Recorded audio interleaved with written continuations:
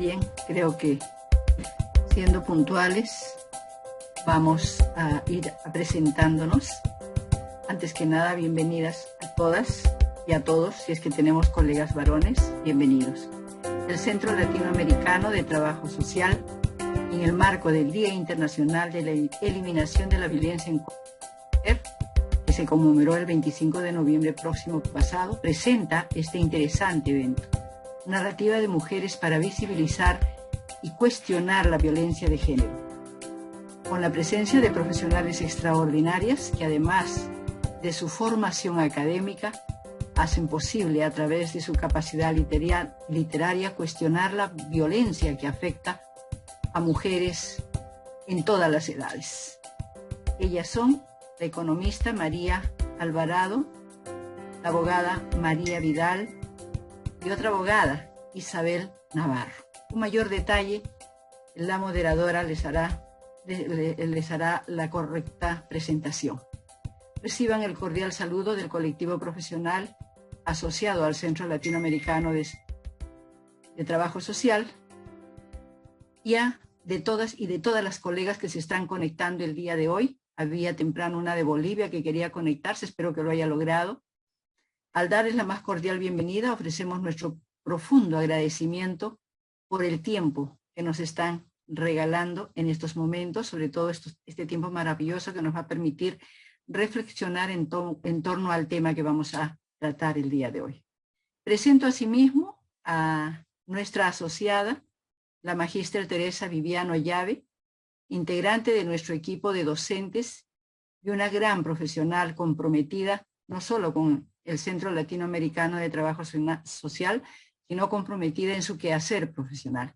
Una profesional que trabaja mucho en defensa de los derechos humanos de las personas. No digo nada. Fundamentalmente, digamos, en defensa de las mujeres. Le damos el pase, le damos la posta a nuestra querida colega, amiga, compañera y gran profesional, Teresa Viviano Llave, porque ella se hará cargo de la moderación de este interesante evento. Bienvenidas todas, esperemos muy atentas para poder posteriormente reflexionar en torno a las presentaciones de cada una de las profesionales. Adelante, Teresita. Muy buenas tardes, muchas gracias Ernestina. Como bien ha señalado nuestra presidenta del Consejo Directivo del CELAT, esta institución se suma a la conmemoración por el día 25 de noviembre, Día Internacional de la No Violencia contra las Mujeres, fecha instituida en 1993 por la Asamblea de las Naciones Unidas, en memoria a las hermanas Mirabal, quienes, luchando por sus derechos, fueron asesinadas en la dictadura de Rafael Leónidas Trujillo. Bueno, y esta fecha se conmemora con la finalidad de reflexionar, visibilizar y cuestionar la situación de violencia que viven las mujeres y niñas en el mundo. Y hay que tener en cuenta de que la violencia es un problema que constituye en una limitación, en un obstáculo para las legítimas aspiraciones de un mundo amable, justo e inclusivo. El Centro Latinoamericano de Trabajo Social está convencido del importante rol que tienen las mujeres que escriben y publican, porque afirman los derechos y cuestionan la violencia con mucha efectividad a través de sus cuentos, novelas, ensayos o poemas.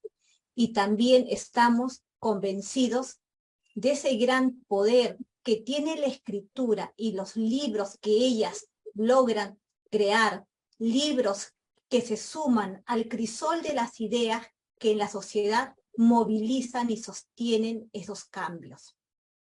Este evento, Narrativas de Mujeres para visibilizar y cuestionar la violencia de género, convoca a 3 mujeres defensoras de los derechos humanos y muy involucradas en la lucha contra la violencia. Ellas son Isabel Navarro, Ana María Vidal y María Álvaro.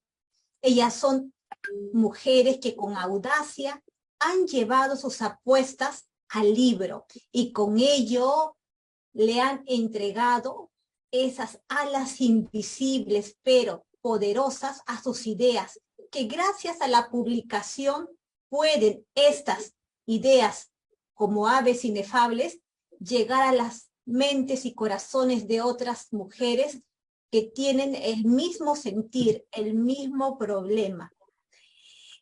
Bien, están con nosotros estas maravillosas mujeres a quienes hemos llamado para que nos hablen sobre sus obras, sobre su labor, para que nos digan por qué es importante que las mujeres escriban. ¿Cuánto aportan las mujeres escritoras a visibilizar la violencia? Y también que nos digan si la escritura puede cambiar un mundo injusto y deshumanizado. Con este evento, el CELA abre el debate constructivo desde la literatura para que las mujeres que apuestan por cambiar las condiciones sociales que perpetúan la injusticia puedan traer esa valiosa voz que transforma el mundo. Bien, vamos a iniciar este conversatorio con Isabel Navarro. Ella es escritora y docente de la Universidad Nacional Mayor de San Marcos, Escuela de Trabajo Social. Ella es abogada y funcionaria. Ella se ha desempeñado en el Programa Nacional contra la Violencia Familiar y Sexual y también en la dirección de adopciones. Isabel Navarro es abogada, ha publicado cuentos y poesía, bueno, y también es mamá de 2 niños. Bien, Isabel, adelante, te escuchamos. Gracias, Teresa. Buenas tardes. Gracias a CELATS por la invitación tan gentil, Ernestina, María, Ana María, que no nos vemos haciendo en vivo. Es muy emocionante estar aquí en esta tarde porque justamente hace unos días, como bien señalaste, Teresa, se ha conmemorado un año más el día de la eliminación de la violencia contra las mujeres. Creo que por mucho más años seguiremos haciendo la conmemoración si vemos que la curva no está en franco descenso todavía. Hablar de la violencia es hablar en plural, es hablar de las violencias, y hablar de la mujer es hablar en plural, es hablar de las mujeres, por la diversidad de condiciones, porque el Perú también es un país de muchas brechas, de muchos contrastes. Y cuando nos preguntabas si es importante escribir, sí, la respuesta definitivamente es sí. En la línea histórica no es muy significativo el tiempo todavía desde el cual las mujeres estamos en claustros universitarios, que podemos sufragar, que podemos tener varios derechos civiles sobre nuestros hijos, que podemos ejercer algunos de los llamados derechos humanos que fue necesario puntualizar, que también son nuestros, que también son derechos de las mujeres los derechos humanos, aunque nos parezca tan obvio. Fue necesario decirlo expresamente porque en el tiempo había una gran desigualdad y una gran brecha, como todavía la hay, y una prevalencia alta de la violencia en varias formas, desde la física, psicológica, ahora el feminicidio también, que deja tantos asesinatos cada mes como esta secuela en las familias, en los niños, y obviamente estas ausencias de las mujeres en el Perú. Escribir ha necesitado desde siempre, creo, audacias, como lo dijiste. En algún momento eran aquellas mujeres que firmaban con seudónimos de varones, en otros estaban en grupos de amigos o de repente con sus mismos esposos y a través de ellos publicaban, en otras ocasiones sencillamente eran como que no figuraba el nombre de quien escribía, ¿no? Porque no estaba permitido.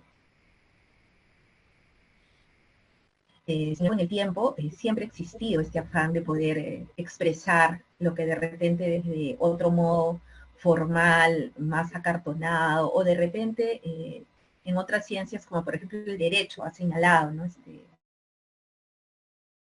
Ana y yo somos abogadas, pero también nos gusta mucho el tema del mundo de la literatura y escribir. Y creo que es importante porque la palabra siempre ha sido de mucho poder y con mucho impacto en la vida de las personas. Desde el interior, desde este mundo de las búsquedas personales, hasta lo exterior y al comunicar a otros lo que sentimos, lo que pensamos. Y hacerlo ha permitido incluso en situaciones muy difíciles expresar, no desde un alegato de derecho, me mando, de repente de una ley, pero sí con la fuerza que tiene la palabra. Y es por eso que en muchas situaciones de dictadura, por ejemplo, son los poetas los que han sido perseguidos. ¿Por qué perseguirías a alguien que no tiene un arma en la mano, que no tiene un poder político,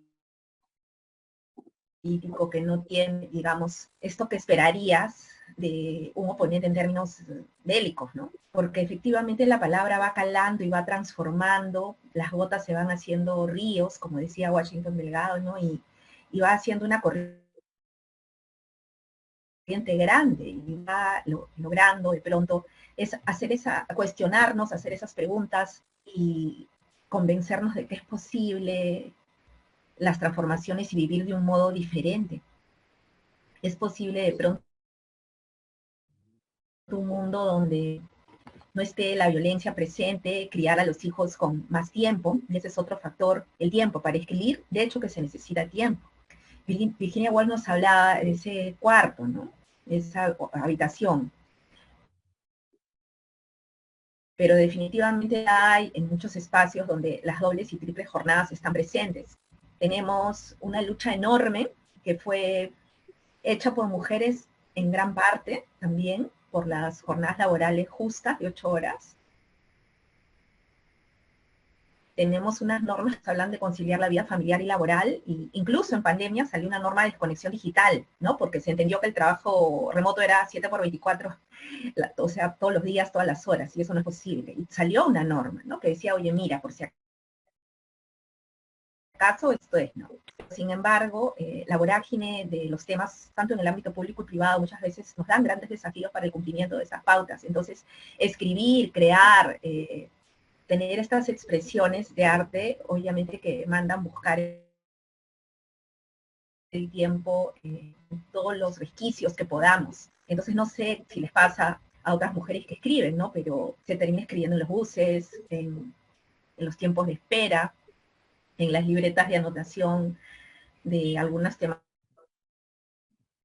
académicos, etcétera, ¿no? O sencillamente imaginamos cuando hay tiempo. Entonces yo creo que un factor es muy importante porque también nos devuelve otra vez a esa conexión con lo que significa la trascendencia. Este mundo en los últimos años ha pasado una situación sumamente difícil e inédita. Entonces hemos escrito, no solamente en medio de estas dificultades, sino también en medio de la muerte y el dolor. Hemos estado creando en medio de lo que ha sido en muchos países situaciones de zozobra y sorprendentes que ha tocado las familias, que nos ha tocado de cerca, casi a la mayoría de personas. Entonces creo que también la escritura ha sido algo muy poderoso para recordarnos el valor de estar presentes, de la solidaridad, de que finalmente estamos compartiendo un espacio en esta vida. Y es importante también porque en las primeras épocas del confinamiento, si ustedes vieron, era muy importante las líneas de defensa médica y de salud, los servicios sociales han estado presentes también, por ejemplo, el Ministerio de la Mujer, mucha gente de campo ha salido a hacer servicios directos con la población, y algunos también perdieron la vida, eso no está tan visible, pero es necesario reconocerlo. Pero además también el arte ha tenido mucha importancia, porque la gente muchas veces se dedicó a crear música, a escribir, un poco eso ayudó, yo creo, a exteriorizar lo que tal vez no se podía en términos más formales o de pronto más racionales, porque entonces llegaba lo cognitivo y la gente buscaba cantar o escribir un mensaje o de pronto crear, y eso a mí me pasó y fue muy bonito porque encontré dentro de todo personas un poco audaces y yo iba a decir un poco locas, ¿no? De publicar una antología el 2020 en Casa del Escritor, que yo digo que es Casa de la Escritora también. Y dijeron, bueno, una antología ya, se hizo una antología en ese tiempo, también hubo un grupo a través de Rómulo Mar en Guatemala, que hizo una antología virtual a la Mariposa, donde hay una peruana que es compiladora, Leslie Costello. Entonces, a mí me encantaba, me decían, ven, escribe, yo iba, era algo que de hecho estos años fueron muy demandantes en términos de estar trabajando en un área que evaluaba expedientes, evaluaba casos para adopción, entonces íbamos a hacer trabajo presencial en la primera ola, en la segunda, en la tercera. Entonces yo primero subía y estaba, era tanto el silencio, de pronto estar ahí con 2 o 3 personas nada más, porque nosotros no éramos esenciales, pero pedimos salvoconductos para estos temas, que de hecho sí creo lo son. Y lo que hice fue entonces escalera que sube al tercer piso en la oficina donde yo estaba, y un día agarré y cada día que llegaba comencé a pegar cosas, ¿no? Pegué Defensa de la Alegría de Benedetti, otro día dije, no, voy a pegar una poesía de Gloria Fuertes, después voy a pegar una de Gabriela Mistral, todo ese pasillo que sube está lleno de cosas que yo pegué, porque era lo que realmente me mantenía cuando yo subí y veía, wow, ¿qué está pasando con todo el dolor, con toda la muerte, con todo esto, ¿no? Y al final, lo último, pegué una de Unamuno que decía, agranda la puerta padre, ¿no? Que es una poesía sobre los niños, ¿no? Una poesía que habla como ellos, de esa inocencia, de esa sencillez, de eso que puedes decir cosas y jugar con la palabra y atreverte, no decir, oye, mira, acá se escribe así, con estas reglas, ¿no? Bueno, yo pienso de ese modo al crear, entonces es muy importante, creo, que las mujeres sigan escribiendo y que busquen espacios, y por favor no crean en eso que quien más trabaja 20 horas, es productivo, no crean en esas cosas. Hagan su jornada, cumplan, sean íntegras, ¿no? Devuelvan de pronto esta función que tenemos, que es importante en lo público, pero no crean eso. Tampoco que, mira, no importa que le des 10 minutos a tu familia, 20, si es de calidad, no. La dimensión del tiempo es real, ¿no? Somos seres cronos. El tema es breve a veces, ¿no? O sea, sobre la Tierra, ahora lo hemos visto más. Entonces, creemos, es una invitación a seguir haciéndolo desde donde estemos. Y no, para esto no necesitamos de pronto un título elicuista o literata o de repente docente, aunque es muy valioso la creación desde el mundo académico. Pero a la vez también es mucho sobre todo los espacios de esta espontaneidad que te nace, de una emoción que te nace, de un sentimiento también solidario, y te puedes comenzar a escribir.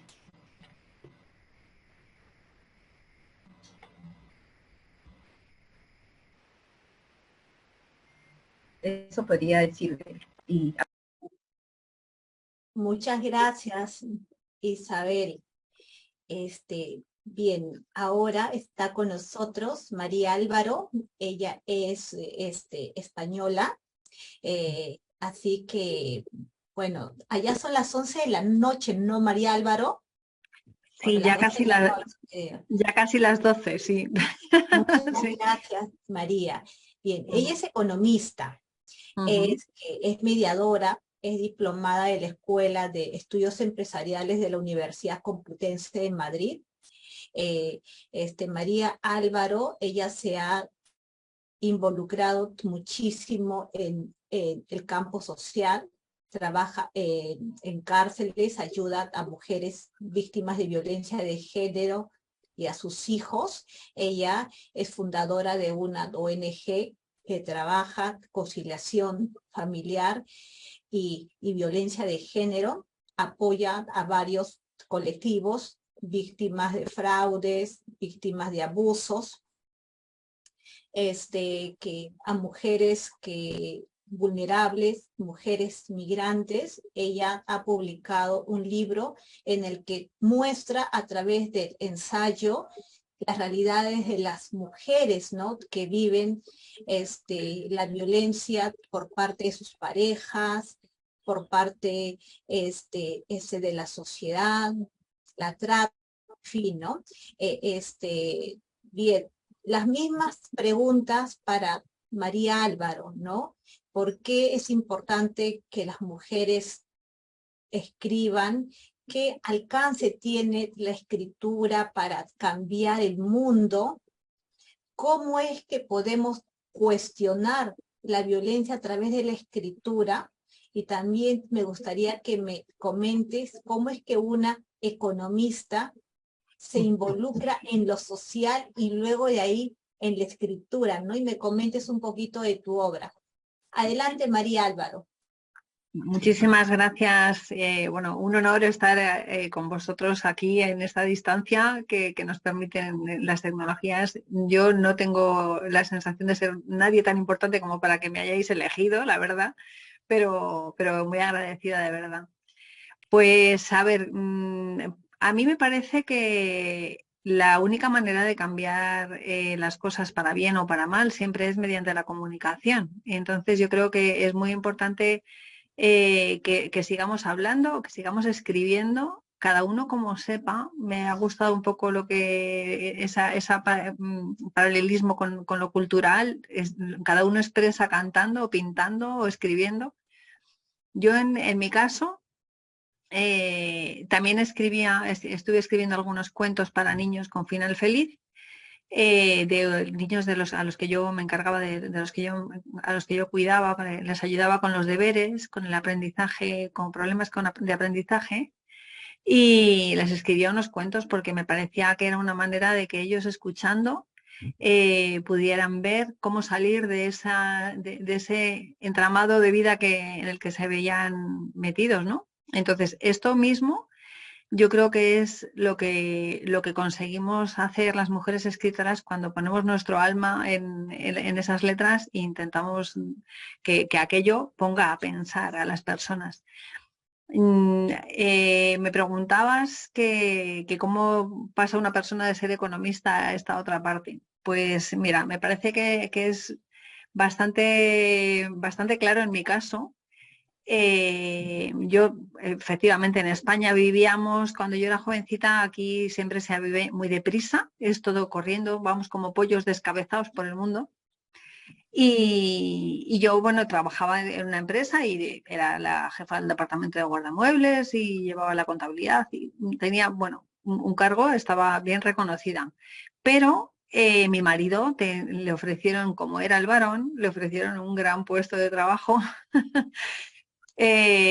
mucho mejor pagado que el mío y la propuesta era irnos a vivir a Costa Rica. Precioso país, ¿cómo íbamos a decir que no, no? Y allí, bueno, yo llegué embarazada y las mujeres de la embajada me comentaron me dijeron, María, tienes que tener una persona que trabaje en vuestra casa y tal. Y yo dije, ¿pero por qué? Si yo aquí en España me he limpiado mi casa siempre, estoy joven, no tengo necesidad de pagar a una persona para que haga cosas que pueda hacer yo. Y estas mujeres de la embajada, porque la colonia era bastante reducida, la colonia española, me dijeron, no, es que las sacas de la calle.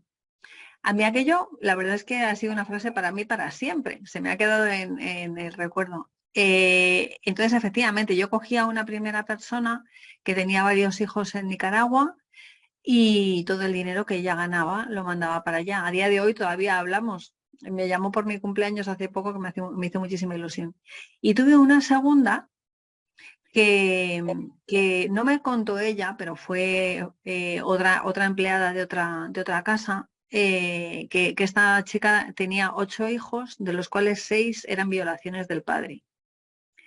Entonces a mí aquello me pareció impresionante y me impactó muchísimo. Además de que en Costa Rica había un organismo que se llama el PANI, que se encargaba de controlar que los niños no los tuvieran las madres para venderlos, porque lo que hacían es que muchas mujeres en Nicaragua y en Costa Rica, para poder mantener al resto de los hijos, tenía uno más, lo vendía como adopción y con ese dinero mantenía el resto. Entonces, claro, aquello era escandaloso, ¿no?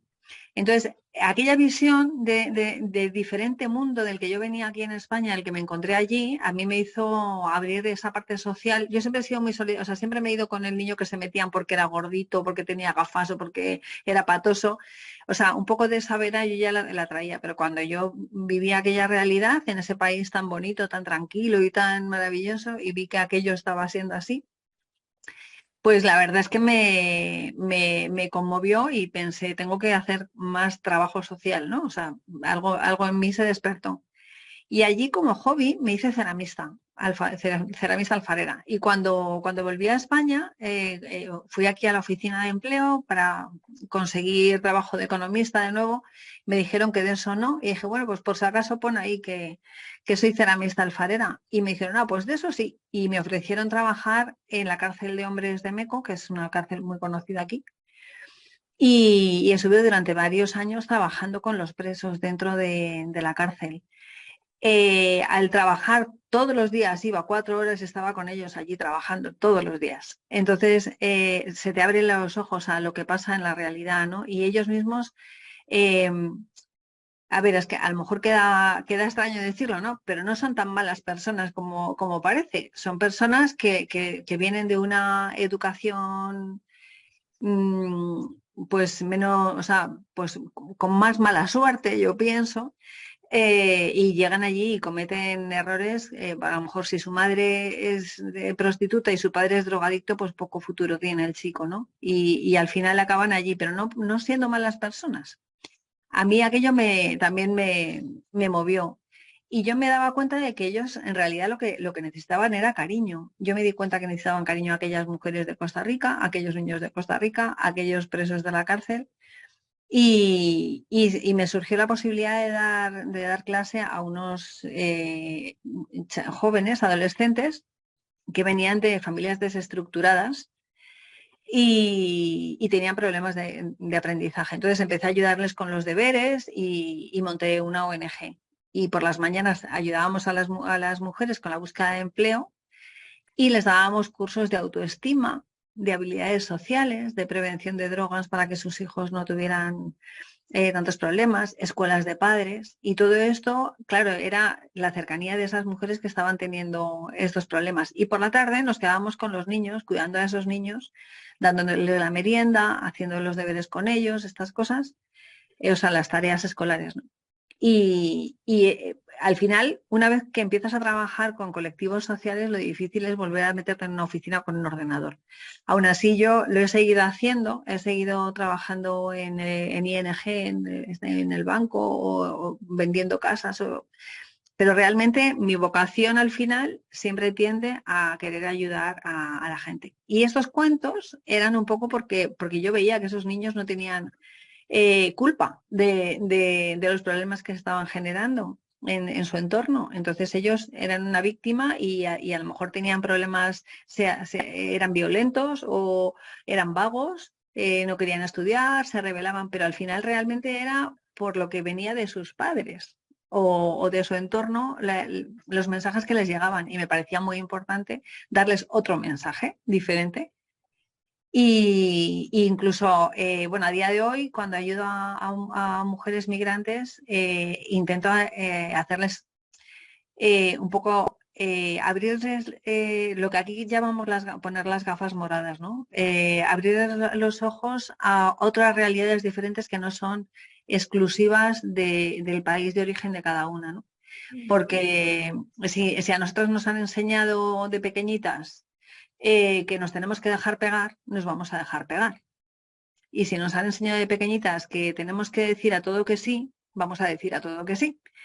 Entonces, al final les ayudo con la búsqueda de empleo, con la formación del emprendimiento, pero siempre intento que ir generando mensajes a ellas, no solamente escritos, sino hablados también.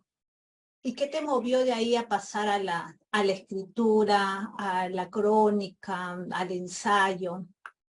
Pues el haber ido conociendo a estas mujeres, porque, o sea, este libro son historias de 4, bueno, hay primero 4 historias de mujeres reales, víctimas de violencia, que yo las grabé y les grabé su historia y les preguntaba desde pequeñitas cómo había sido su recorrido y cómo había ido avanzando y cuánto habían aguantado, ¿no? No es lo mismo una mujer de 70 años que de pronto decide divorciarse porque ya no puede más, y otras muy jovencitas divorciándose con los niños todavía muy pequeños porque eran víctimas de violencia.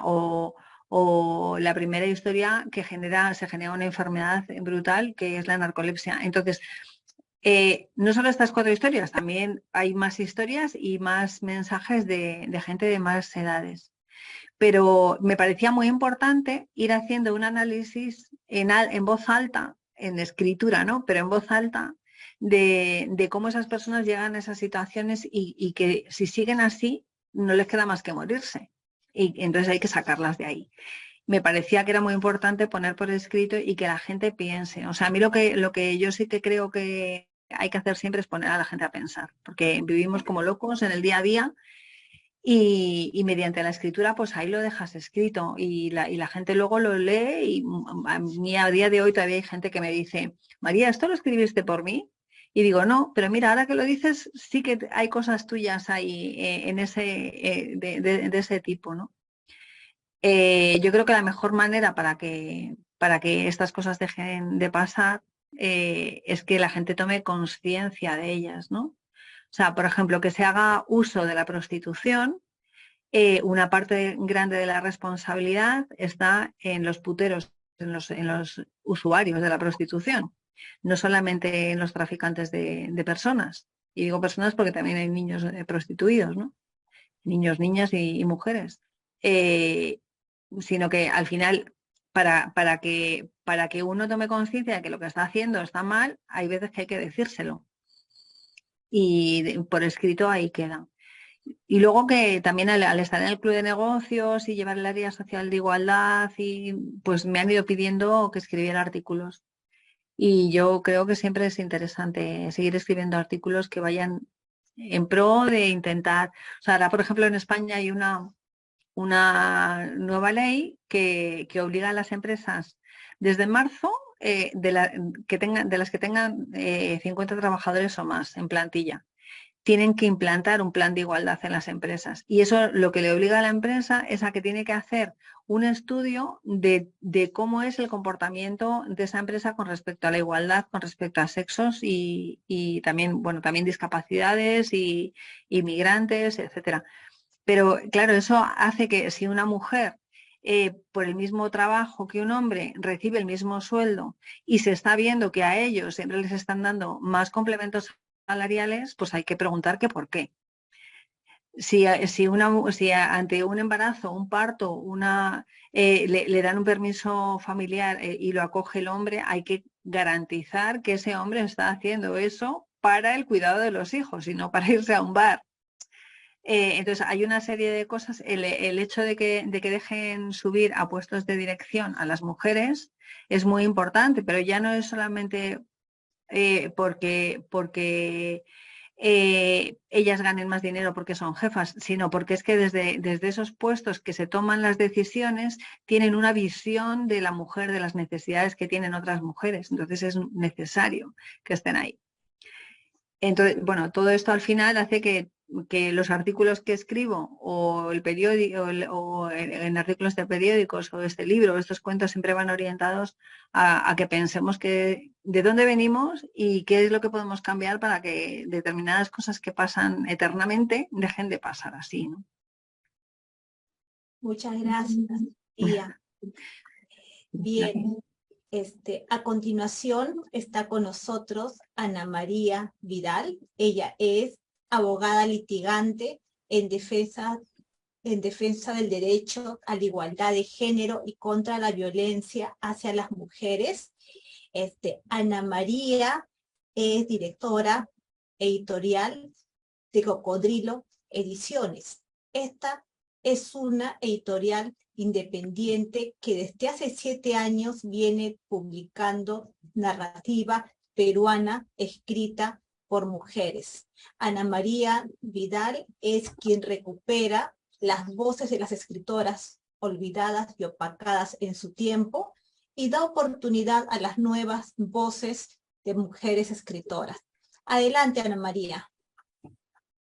Gracias, Teresa, gracias, Ernestina, gracias, Elats, por la invitación. Qué bonito estar acá, qué bonito volver a ver a Isa, no la veía hace tiempo, con ella somos... cumplimos años el mismo día, ¿no? Y nos conocimos trabajando, nos hicieron trabajar el mismo día de amanecida, por eso entiendo muy bien cuando Isa dice respeten los horarios, porque... El día del cumpleaños, además, ¿ah? El día del cumpleaños, Ana María. Sí, dejamos que... ahí nos conocimos ese día y nos tuvieron en una institución trabajando, pero de amanecida. La falta de respeto a la mujer, la falta que las vemos en todos los espacios, hasta en los espacios donde más se dice que se trabaja por las mujeres, siempre vamos a ver esa falta de respeto, esa discriminación, rezagos de violencia, mayores, menores, el machirulismo, como le llamamos acá, ¿no? Esas cositas chiquitas que parecieran que pasan desapercibidas, pero van talando, van calando la vida de las mujeres, están en todos los ámbitos, no lo podemos negar. Y creo que por eso también no solo me hice abogada, sino me hice abogada feminista, que al principio yo decía, no, o sea, eso de escuchar solo casos de mujeres violentadas, decía, qué horror, no es para mí, yo quiero entrar, quería entrar a una institución en ese tiempo muy reputada, y quería entrar, pero no para trabajar esos temas, pero me dijeron, solo hay en esa área de mujer. Y dije, bueno, vamos a ver qué pasa, para dar el salto a otras áreas. Y ahí empecé a trabajar, empezamos a ver los primeros casos sobre algo que no sabíamos que estaba pasando, que hace 20 años, ¿qué es esto de que a las mujeres las están esterilizando en unas zonas, se quejan, no sabemos qué está pasando, estábamos en plena dictadura, y las mujeres empezaron a dar cuenta de que algo les estaban haciendo en sus cuerpos contra su voluntad. Las estaban esterilizando contra su voluntad. Y bueno, ya hace más de 23, 24 años que acopiando todos esos casos nos fuimos dando cuenta, y yo me fui dando cuenta de manera particular, que era un crimen sistemático contra las mujeres, contra determinadas mujeres, no contra las mujeres de la capital, no contra las mujeres que sabían leer y escribir, sino contra mujeres que no sabían ni leer ni escribir y que las obligaron en una política criminal a tener, a esterilizar a miles, todo por un afán económico, una meta económica que tenía que cumplir en ese tiempo el gobierno peruano. Ya después de eso, después de conocer qué estaba pasando, cómo se implementa una política económica pasando por el aparato reproductor de las mujeres, ya es imposible volver a decir, no, mi vida va a ser como antes, ¿no? No pasa nada, y yo sigo trabajando por mí y para mí. Después de eso, creo que me volví totalmente feminista. Y nada, seguí en el derecho, seguí avanzando, trabajando, pero el derecho a veces, el derecho puede ser muy rico y puede ser muy creativa y ganar unos casos impresionantes. Tengo la suerte de poder decir que he litigado solo casos que yo quería, solo casos con los que estoy totalmente convencida de que defiendo a las personas que han sido violentadas, que han sido agredidas, buscando justicia y nunca un agresor. Eso me costó también salirme de un estudio de abogados, porque en un estudio no puedes, te toca lo que te toca en la defensa y no puedes elegir. Pero llegó un momento también en que todo era como que demasiado cuadriculado, ¿no? Que ya el derecho está bien y lo sigo disfrutando y queriendo, y me encanta redactar los escritos, crear derecho dentro de mis escritos, presentar argumentos nuevos que a veces son tomados por los jueces, a veces no. El caso de Azul Rojas Marín ha sido un caso emblemático acá en Perú y hemos ganado ese caso. Entonces hay casos que logras mucho, pero no siempre. Hay parámetros también, el derecho te pone parámetros. Y hay algo que a mí me parece vital, que es el arte, ¿no? Cualquier tipo de, desde la expresión, desde las artes plásticas, el teatro, la literatura, y creo que la literatura, ya cuando me volví feminista, empecé a ver, también a darme cuenta que solo lo que había leído en el colegio, todos eran escritores hombres, ¿no? Todos nos han enseñado a leer a Vargas Llosa, a García Márquez, a todo, a Bryce Echenique, que son geniales, pero no había en nuestro canon literario, en los colegios, en la universidad, muchas escritoras mujeres. A lo mucho Clorinda Mato de Turner en el colegio ya en los últimos años, pero de ahí todos eran hombres. Y la literatura era algo que me llamaba mucho la atención, que me hacía un placer inmenso, me generaba un placer inmenso. Entonces, ya cuando me volví feminista, empecé a buscar, y todo lo que compro hasta ahora, si voy a comprar un libro, tiene que ser uno de mujer.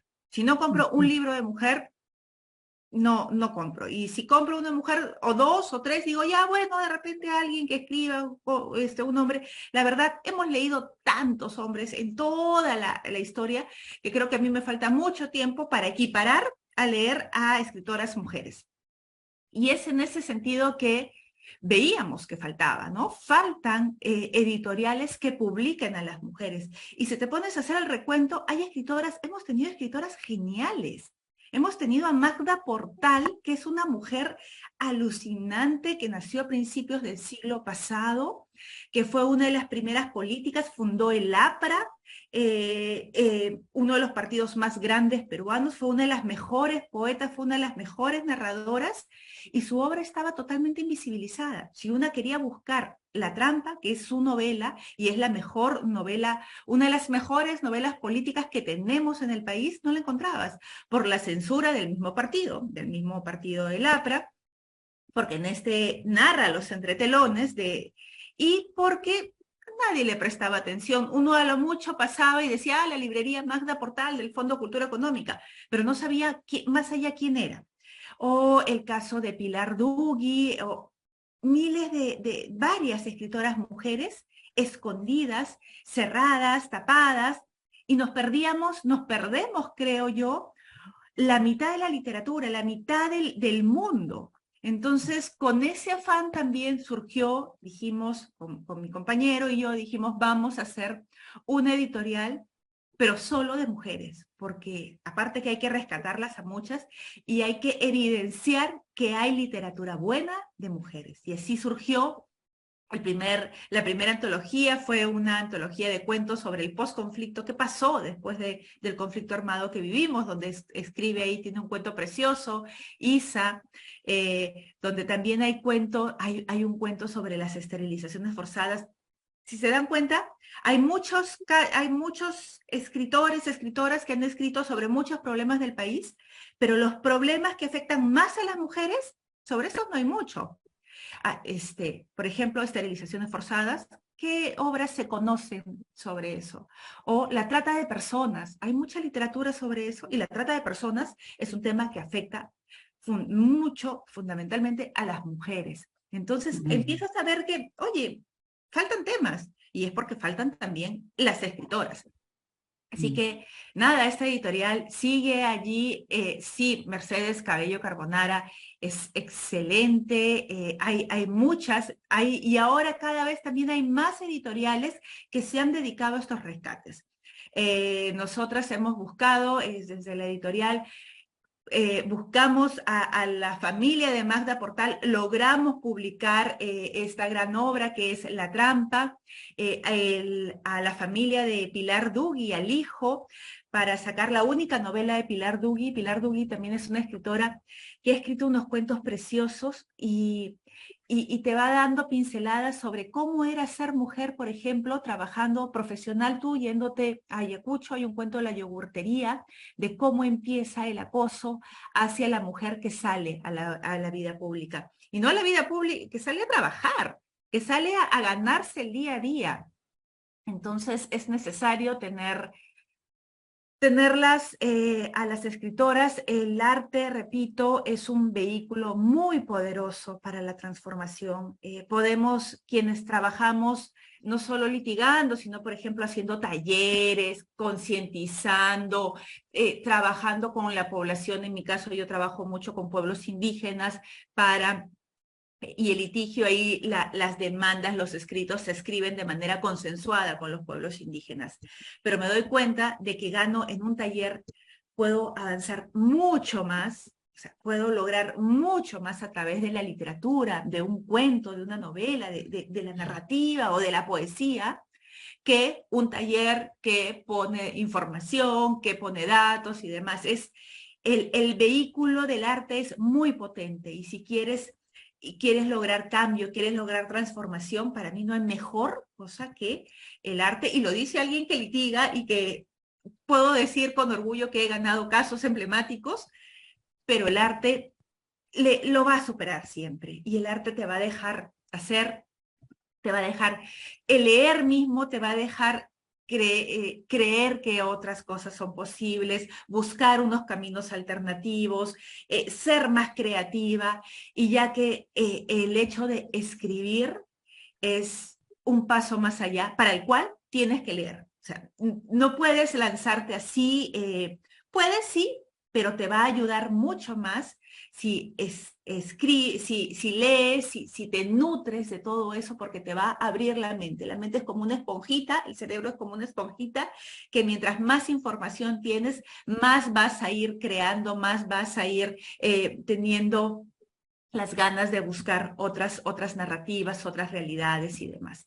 Así que nada, en Cocodrilo Ediciones ya tenemos más de 7 años, estamos orgullosísimos, hemos sacado el último libro, hemos sacado un libro de Giovanna Polarolo, que creo que a todas las peruanas, peruanos conocemos y conocimos a través de Entre Mujeres Solas. Y yo me acuerdo cuando estaba en la universidad, decía, este va a ser mi futuro, ese futuro de la mujer dejada de lado, de la mujer olvidada, que por más de que se esfuerce, por más de que trabaje en el ámbito público, por más de que se esfuerce con el marido, siempre va a ser como esa opresión que te da la poesía de Giovanna Polarolo.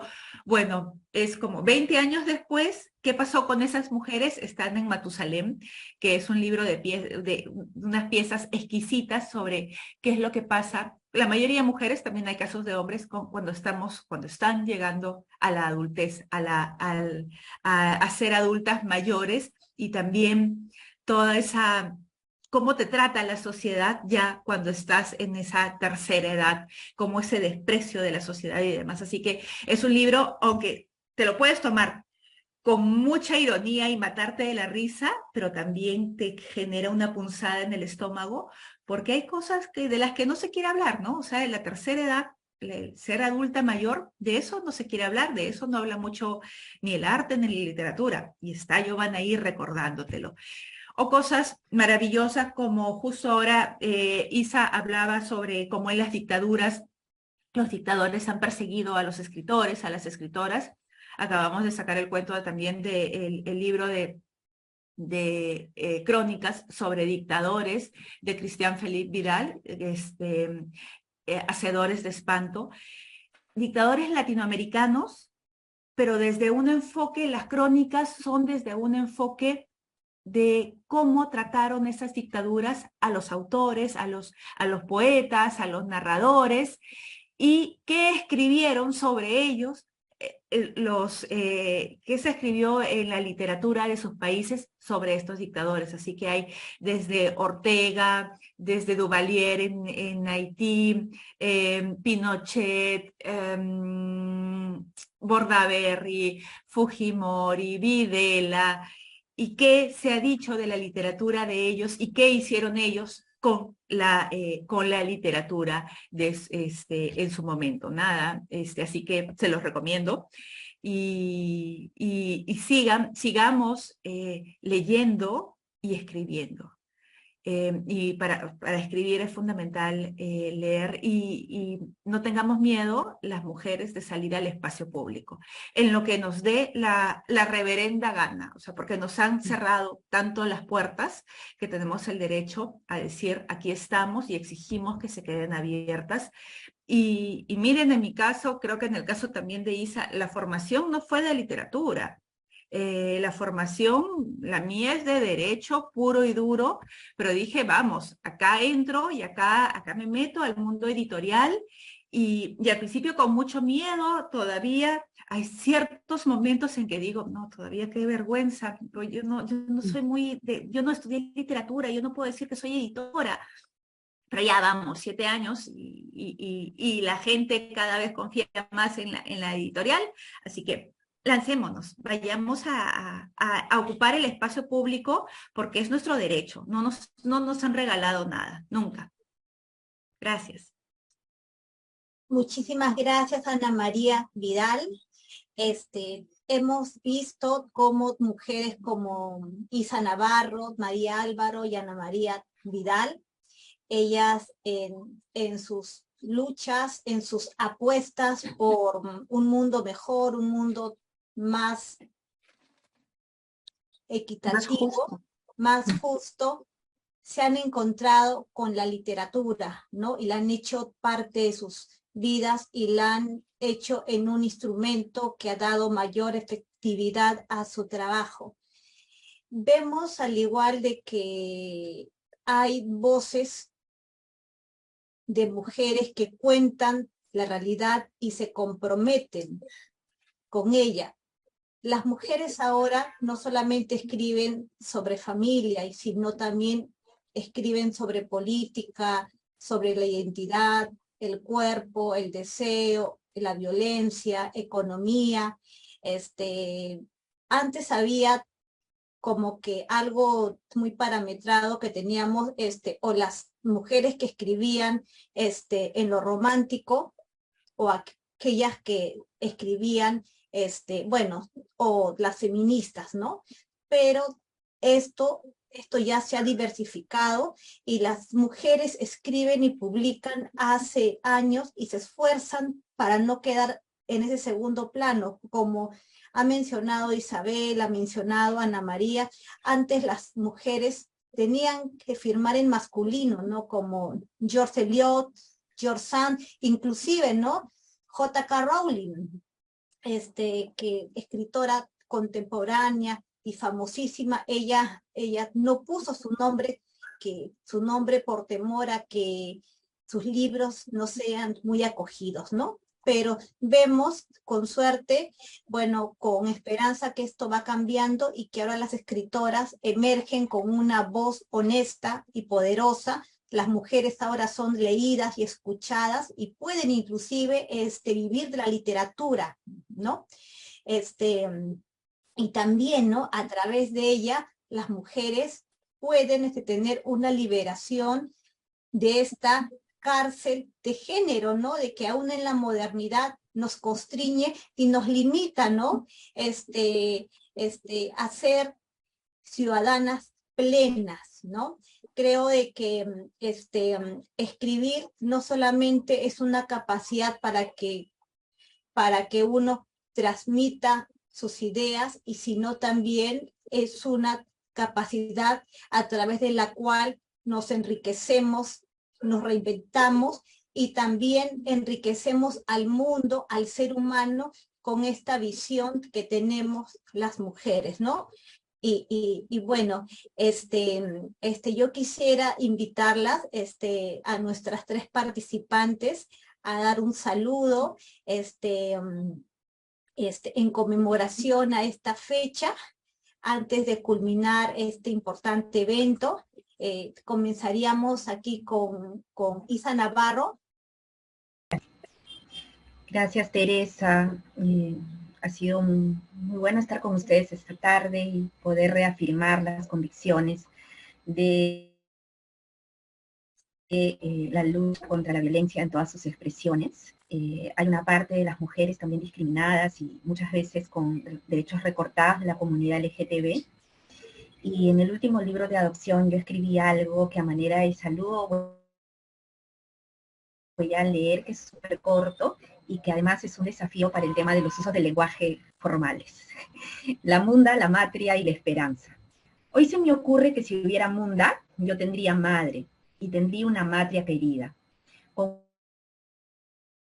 unos brazos tibios para mi infancia. Tengo la esperanza que en el país de las mujeres existe un inmenso regazo omnipresente, con suficiente abrigo y ternura para las niñas de nadie.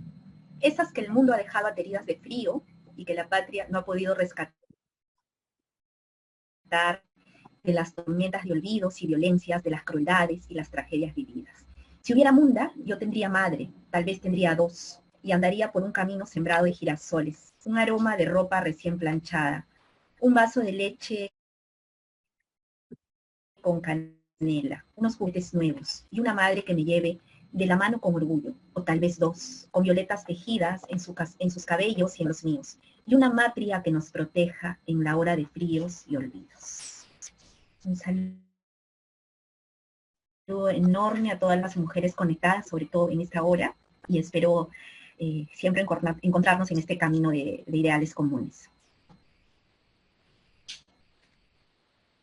María Álvaro, tu saludo.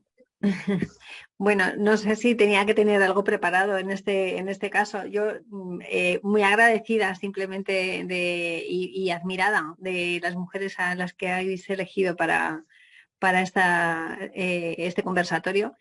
Yo quisiera dar un mensaje esperanzador. Yo creo que hemos evolucionado muchísimo y que no hay que dejar de ponerlo en papel. Porque todas y todos, a medida que vayamos tomando conciencia de que todos nos enriquecemos más si nos llevamos mejor y si nos queremos más, en vez de ser más violentos y en vez de ser tan rivales, más competentes y menos competitivos, creo que el mundo lo podemos hacer mucho mejor y que mediante las letras se puede llegar a conseguir. Muchas gracias por toda la oportunidad. Gracias, María Álvaro. Ana María Vidal.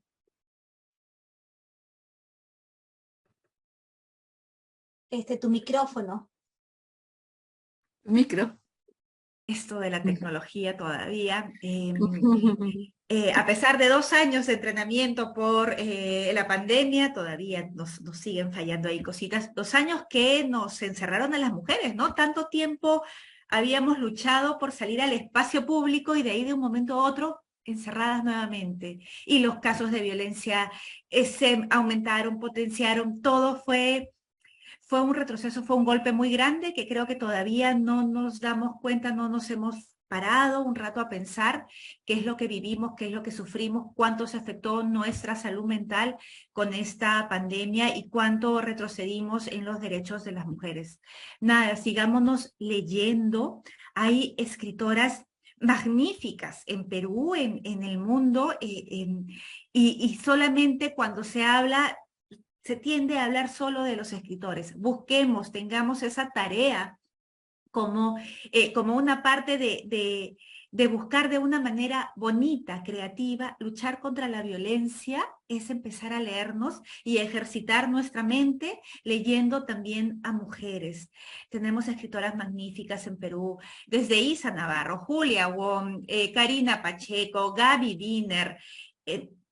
Eso nos va a ayudar a sobrellevar los problemas del día a día, a buscar mejores alternativas para los problemas que enfrentemos. Y si damos un paso más allá a meternos de lleno a la literatura, pues bienvenidas, esfuércense y vamos y que sepan que no va a ser fácil. Nada es fácil para nosotras, lo sabemos todas, sí o no. Pero ahí toca estar y toca hacer dedo y estar e insistir. Y aquí entramos al espacio público para que no nos vuelvan a sacar nunca más. Sigamos en la lucha, compañeras, porque todavía la violencia de género sigue ahí, la vemos todos los días. Hemos avanzado, pero falta aún bastante y hagámoslo por nuestras hijas y por las que vienen y para rendirle tributo también a nuestras ancestras. Gracias. Muchas gracias, Ana María. Ernestina, las palabras finales de este evento que ha congregado a estas magníficas escritoras y mujeres que se han unido, ¿no? a conmemorar esta importante fecha, ¿no? Del 25 de noviembre. Bien, muchísimas gracias. Me siento sumamente emocionada y con esas ganas enormes de ponerme a escribir, aún cuando estoy en la línea de los 70 más, pero realmente ha sido un evento muy, muy significativo. Lo estamos leyendo en los mensajes de las colegas que nos escriben. Hacer visible esta violencia de género con un trabajo tan exquisito de la pluma, ¿no? De la escritura, a través de cuentos, creo que es algo maravilloso. Yo trabajo mucho el tema de habilidades sociales, de inteligencia emocional, y cuando trabajo esto con alumnos, con docentes, siempre utilizo cuentos, pero me han dado la mejor idea, utiliza siempre cuentos de mujeres. Voy a hacer esa selección, a veces no tenía en mi mente, pero fíjense cuán importante me ha hecho reflexionar también a mí para utilizar todo aquello que producimos, las diferentes, ¿no? Aun cuando tenemos diferentes carreras, creo que tenemos una mirada en común. Ver a María Álvaro que es economista, pero al igual que la economía de hoy día, ¿no? Ya no es que sea el ingreso solo económico, sino también el ver las capacidades de las personas, el escuchar a Ana María Vidal, que siendo abogada, aunque ustedes son tromes en las letras también, porque tengo abogados y abogadas, entonces obviamente por ahí anda el camino y tiene las leyes en la mano, en fin, encontrar a Isa Navarro, excelente, de verdad, qué tal compromiso, y gracias de verdad Teresita Viviano, porque ella es la gestora de esta actividad, es una colega extraordinaria dentro del Centro Latinoamericano de Trabajo Social, a quien tengo un aprecio infinito y una gratitud enorme por articular estos espacios, por presentar cosas nuevas, no nuevas, sino diferentes de pronto, ¿no? Que no solamente estemos hablando del problema en sí, porque hay que salir del problema y ponernos al frente del problema para ir generando cambios de conducta en nuestras niñas, en nuestros niños, generando cambios de conducta en las relaciones entre hombres y mujeres. Es un reto bien largo. Este año he trabajado con alumnos, con padres y con docentes, y de verdad es tan rico transmitir esto, que es tan importante a partir de las habilidades sociales. Creo que tengo material para escribir. Muchísimas gracias nuevamente.